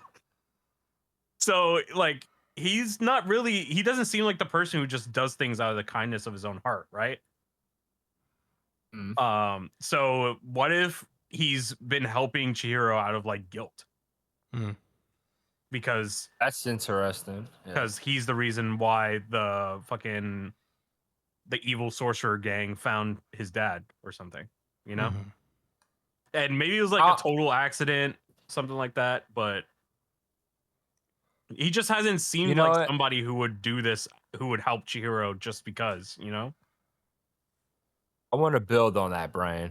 I feel like he probably allowed his father to get killed, probably for his and for what he believed was a just cause, because maybe he feels like, you know what, you made these fucking swords of mass destruction, like you shouldn't be able to make more, or no one should be able to capture you and force you to make more of the swords or something like that. Maybe he just felt like for the greater good he should die, or manipulated the situation where instead of them just stealing the swords and maybe kidnapping him, they made it so that he killed. I'm thinking maybe something like that, so that it's not that he's a bad guy, he's looking out for the world, but he definitely shysted his dad. And that would be a crazy moral situation for Chihiro, who also agrees that the swords need to be rounded up and taken out of people's hands. And it's not like Chihiro could build swords, so that's why it's okay if he's alive. And then like Brian said, he is around him because he does feel like, damn, I feel bad for the kid, so I'm gonna at least look after him in his father's place, and I'm gonna make this decision, something like that. Yeah, I just hope that he's not just a straight up just bad guy. But it doesn't seem like there are just straight up bad guys in the series so far. Seems like everybody has a reason for doing the things that they do, and they're not just evil for the sake of being evil. Well, there's Mr. Evil Tree Man. Yeah, but we don't But know we his don't know story his yet. stuff, yeah. Watch, he'll be like, "My daughter was killed by an enchanted blade" or something. Enchanted Blade took my job. Honest, imagine that's damn his it. backstory. It took my job. Yeah. Dur, dur. Anyway, well, those are your thoughts, Josh? Yeah. Cool. I'll do mine real fast and then I'll toss it over to Brian. This was my RGC. I already did the noise, but yeah, this was great. I loved pretty much all of it. I love the irony of the fact that, you know, the heads of the Rakuzaichi are supposed to like put that above everything, but the irony of the reason he lost is because he put the Rakuzaichi over everything, including his family. And that, Ooh, that is some nice irony. yeah, and it came back around to get him, you know, because, you know, it was a family tradition and so many others probably did this same thing, you know, in terms of disregarding their family for this. But, you know, it was only a matter of time before that was just not going to be a thing anymore. So it was an interesting irony. And he even acknowledges at the end, which is the deeply human moment that he had, is just like, I turned him away and he ended up being the guy who surpassed me, basically. Even though I never thought he would. So, you know, I really love Kagurabachi. It's gaining steam and popularity in Japan, so I think I always thought it was safe, but I think it's safe for sure. This last page is phenomenal. I mean, he's such a talented artist. This gentleman here, so you know, I'm glad.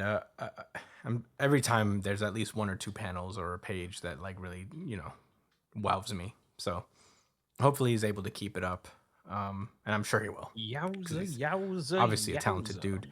As far as Shiba goes, I don't know if he's a bad guy. I mean, I've definitely thought of it because he does give just bad vibes. And I wouldn't be surprised if he were. He reminds me of Shanks in that sense. Oh, he is a little Shanks ass. Where, you know, Yeah. not on a power level, but just like on a vibes level where we're like, Yeah. something's off about you and the way you move. But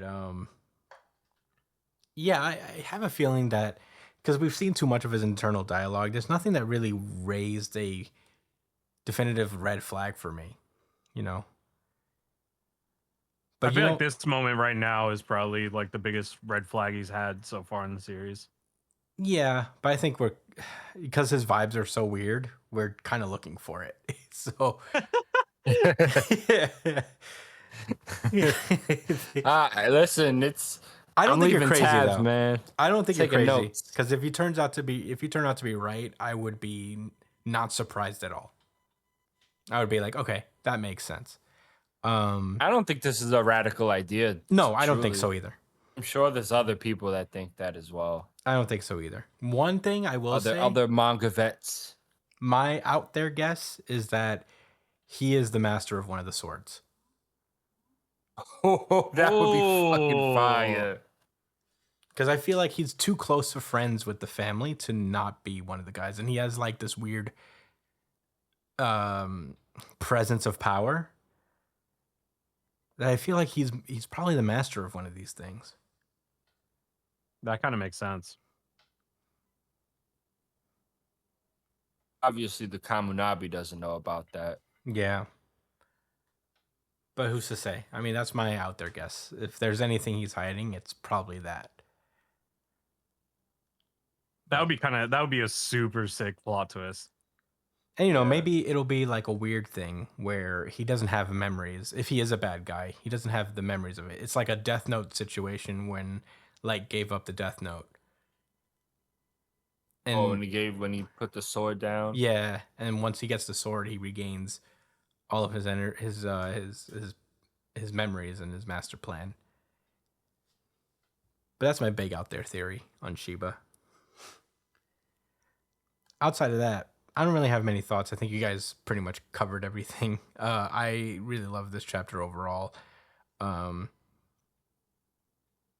Yeah, pretty great. Brian, what did you think? Chihiro's the goat. Hiyuki's the goat. Let's see what else. Hakuri's the goat. And you know what? Even though he was a terrible father, he was very driven. He's very Sigma. He's probably the most Sigma guy in all of anime. He's all about the business. So Kiora is pretty good villain as well. It was like honestly a really beautiful ending to this whole situation too. Like this artist, I mean this mangaka dude, he's so good at final pages and final panels. Like the way that he tells his stories, it just flows so perfectly. And the way that we learn about people and how they grow is very unique to it at the moment. So I'm a big fan. But I don't have much else to say. GG's Kagurabachi, good shit. My goated series. Hell yeah. GG Kiora. Yeah. You're fucking dead, bro. Oh yeah. Then I guess in this moment we can finally give him one of these. Bye, Kiora. All right. Yeah, he actually did a pretty good job against the Blade too. Yeah. All right. We ready to move onward? Yeah. All right. Let's do it.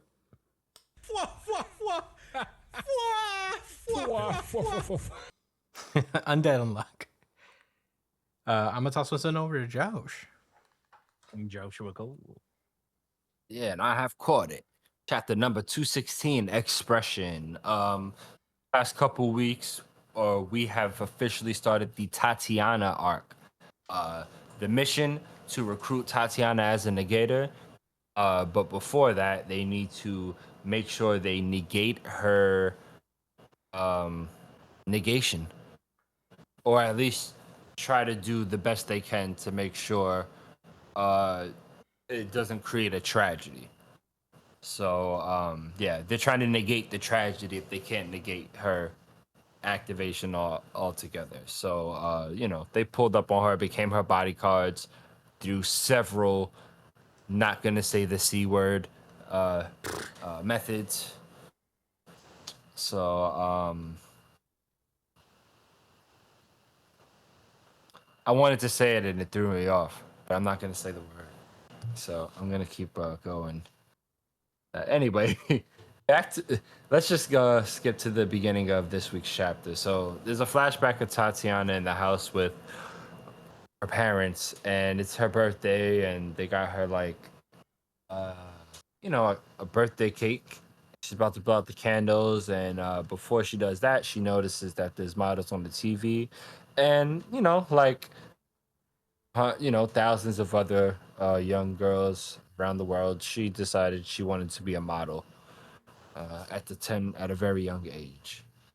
So the next page, we cut to Tatiana at her big modeling show, and as she says to herself, "Mommy and Daddy, I'm about to make my dream come true, and hopefully not murder hundreds of people in the process."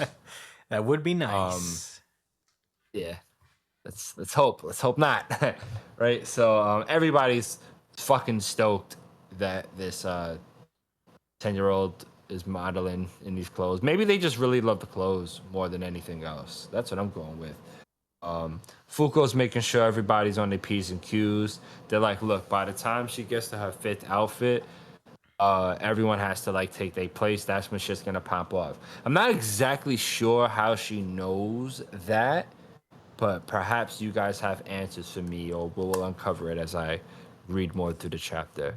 Anyway, Fuko's like, look, but one of the most important jobs before this negation uh, ability pops off is that Chihara, I need you to take the best photo of Tatiana that you can. And he said, bet, no problem. So he's taking hundreds of pictures. And he's smart because I've also learned that when you're taking pictures, especially with girls, you need to snap hundreds of them. Yes. You need to do all of the pictures possible. Yes, like multiple of like the same pose as they transition through poses so that they can look through them all and they get the right ones. Yes. When they say If you take one picture, go ahead. a picture, they mean about 50,000. At least, and yeah, if you take like a picture like at a time, uh, they're gonna consider you a fucking caveman bozo. So, you know, giving out game for free, guys. Know what I mean? So anyway, yeah, Chihara's on point with the pictures. Tatiana's modeling through all these different, pretty cool outfits. One of them looks like a Sailor Moon outfit. I think. Then there's one where she has like ponytail, like two like pigtails or whatever. Pretty cool.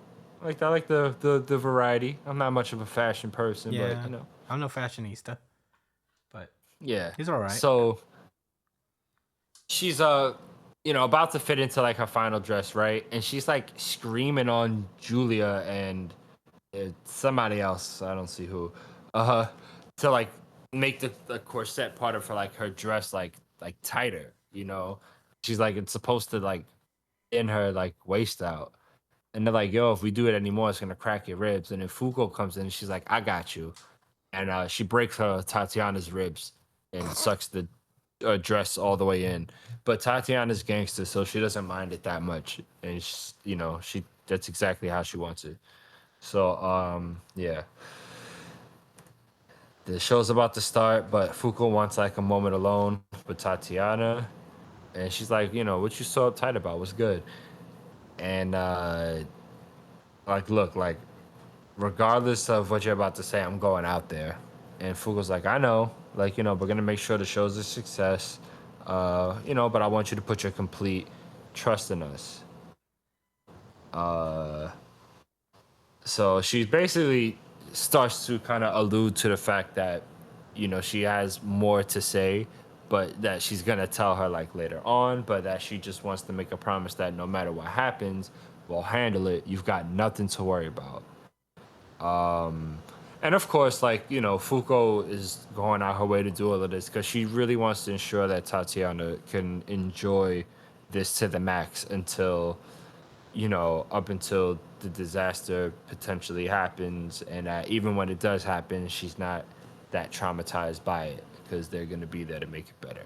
But Tatiana, like a rational person, finally starts to be like, I don't know, you guys are kind of fucking weird. Yeah, I've been mad sus. You knew weird shit about me that I've never even told like the public or other people, like with those dolls. See, she didn't forget that shit. But she's like, you know, something about like you like just click with me. You know, I kind of think I figured out like why I trusted you. She said it's because you like me, right? Out of all the staff here, you like me the most. And Fugo's like, yeah, I adore you. So she's like, all right, then that's good enough for me. All right, let's get the show rolling. They have a pinky swear, and yeah, the show gets started for the final act. So she goes out. Everyone gets ready in position, like to enact the plan to suppress the ability from enacting. Comes out in the dress, and unfortunately, while I was on the train reading this, her ability activates, and her clothes start to dissipate. And but everyone's ready. So check this out. Chikara uses unmove like from the front, and unchange and Billy copy and unchange like from the sides, like all formed together to kind of contain uh the propulsion of untouch. And Fuko screams at Tatiana, "Can you hear me? Believe in us. The union is going to negate your tragedy. Totes not weird. Trust us." Not weird at all. All right, and yeah, so that's Undead Unluck. Brian, what are your thoughts? I think this is shaping up to be like the weakest arc in the second loop so far. It just feels off. It just doesn't feel like it doesn't feel right compared to the other ones, you know? I don't know why. I don't know why I feel that way, but that's just how I feel. What caused her her untouchable to like activate there? I don't know She yet. just walked on this. Yeah, she just walked on the stage, and then it just happened. As far as we know, yes, just now. There's not like a specific thing that triggered it, it looks like, but maybe we'll see next chapter. They'll explain why it happened. Okay, so and then we got Chikara and Billy. Where's Sean? You can't see him. Yeah, what's his role in this, huh? What's he gonna do? He's got to do something. I don't know. His is the only one that's not activated, by the way. Is it? No. Oh well, yeah. There's those three, and then there's Unluck. That's not activated yet. Yeah, Unseen and Unluck are not activated yet. Who has Unjust? Is Julia? not Julia gonna is get Unjust. Mm-hmm. Yeah, but she doesn't have it anymore, right? No, her ability activated, right, Josh? Well, not now, but like she has her negation in general. I don't think she does. I don't think she has her negation anymore.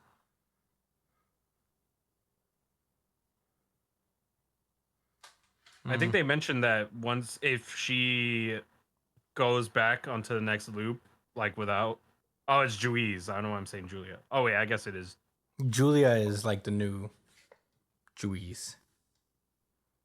Yeah, she doesn't have it Oh, okay. Well, that's why. in this one. Julia Justicia. All I'm saying is Nico gotta hurry the fuck up and make her a nice little suit expeditiously for the next chapter. Just immediately put clothes on that child. And that's it. Those are all my thoughts for Undead Unluck. I like this chapter. Okay, I don't know. I guess I kind of agree with Brian. I feel like things are just going. You know, it feels a little rushed in a sense. I don't know. Yeah, I agree with Brian. There is something a little off about this. I feel like things are just kind of happening. I feel like there wasn't a time to develop an actual relationship with Tatiana. Yeah, it kind of just happened, and everything is just working out for them perfectly. Like, we have Fuko's affection for her, obviously, because they've spent some time together in the past, but like Tatiana is just kind of like chill with this whole situation. Just on the premise of trust me, bro. Trust me, bro. But yeah, I don't know. Yeah, this is not like the best arc overall. And you know, I wasn't crazy about the language stuff either. So I don't want to seem too harsh because it's not that serious. I'm not like, nah, this series has gone downhill. Yeah, I don't hate it. That's not what I'm I saying. don't It hate just feels the like series. It's just weird. It just feels very underdeveloped. Yeah, it just feels like kind of moving very quickly. There's not a lot of like of that establishment, this like foundation that's being set that was with the others.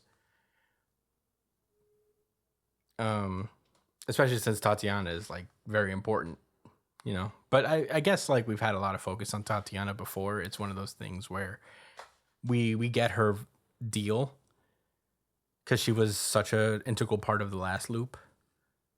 So, you know, I guess in story economy sense, it makes sense that like they wouldn't spend that much time developing Tatiana because we already know her. But I don't know.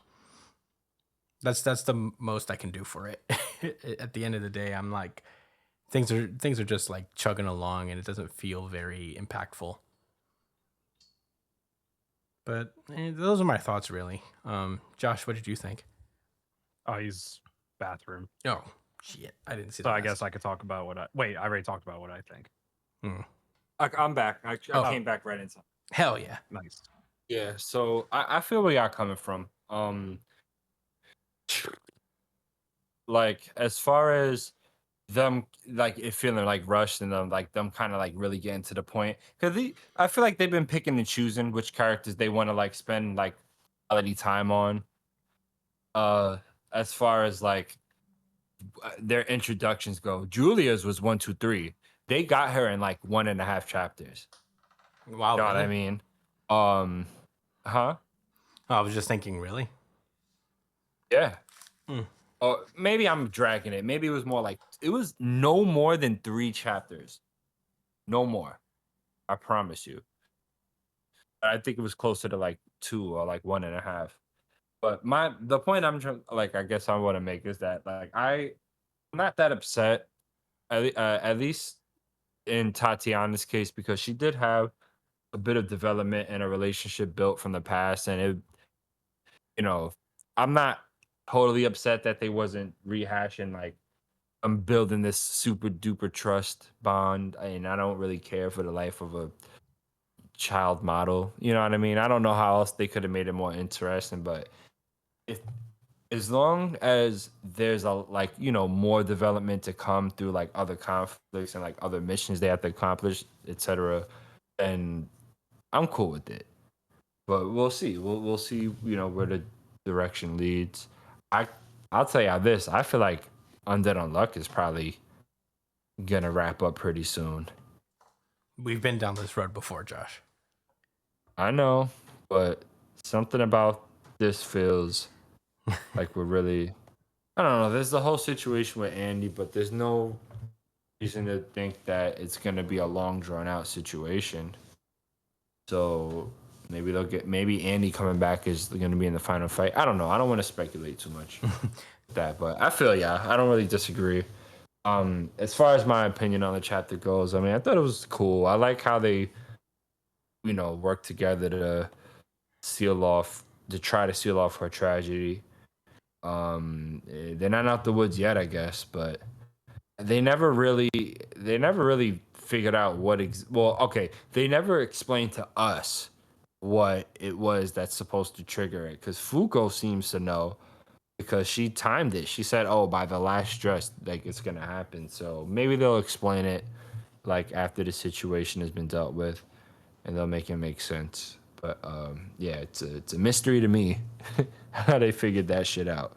Because literally a chapter before, they was like, we have to figure out what's gonna trigger it. So yeah, maybe they figured it out behind the scenes, and we'll know later. But yeah, those are my thoughts. Pretty cool chapter. All right, cool. Any rebuttals? Anything like that? Anything to add? Nope. Alrighty. Well, that was it. Oh,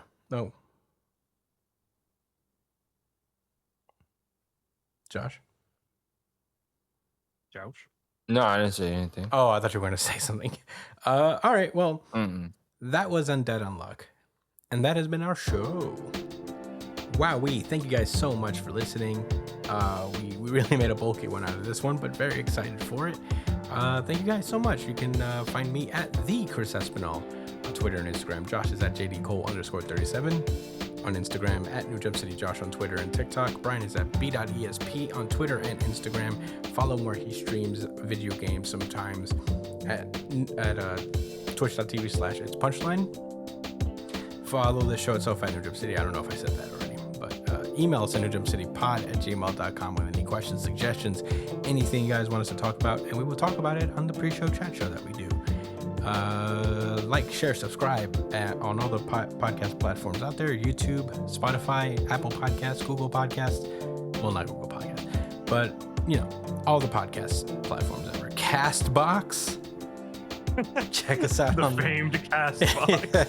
I'm gonna keep pushing our Castbox, guys, because we're getting there. We're up there in Castbox. Castbox. But yeah, thank you guys so much for listening. We will see you guys next week. Stay safe, No Jump citizens. Peace.